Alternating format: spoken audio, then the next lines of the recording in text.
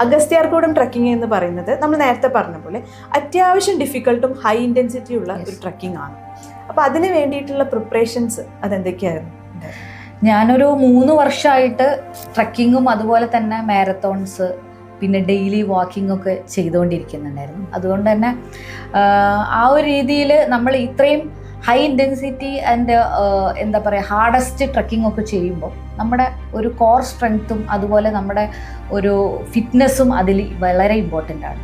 ഒരു 35+ ഒക്കെ ആയിട്ടുള്ള ആളുകൾ ഇത്തരത്തിലുള്ള ട്രക്കിങ് അഗസ്ത്യാർകൂടം പോലെയുള്ള ട്രക്കിങ് പ്രത്യേകിച്ച് ചെയ്യുന്നതിന് മുമ്പ് നമ്മളൊരു ബോഡി ചെക്കപ്പും അതുപോലെ തന്നെ പോസിബിൾ ആണെങ്കിൽ ഒരു TMT ടെസ്റ്റും ഒക്കെ ചെയ്യുന്നത് നല്ലതാണ്. കാരണം അവിടെ ഡിഫറെൻറ്റ് ടെറൈൻസിലൂടെയാണ് നമ്മൾ പോകുന്നത്. അപ്പം ചില സ്ഥലത്ത് നല്ല ഹൈ പീക്കിലോട്ട് നമ്മൾ പോകുന്നുണ്ട്. ആ സമയത്ത് നമ്മുടെ ഓൾ ബോഡി ഇതിനകത്ത് ഇൻവോൾവ് ആണ്. അപ്പം നല്ലൊരു എൻഡ്യൂറൻസ് ഉണ്ടെങ്കിലേ നമുക്കിത് ഈസി ആയിട്ട് കവർ ചെയ്യാൻ പറ്റൂ.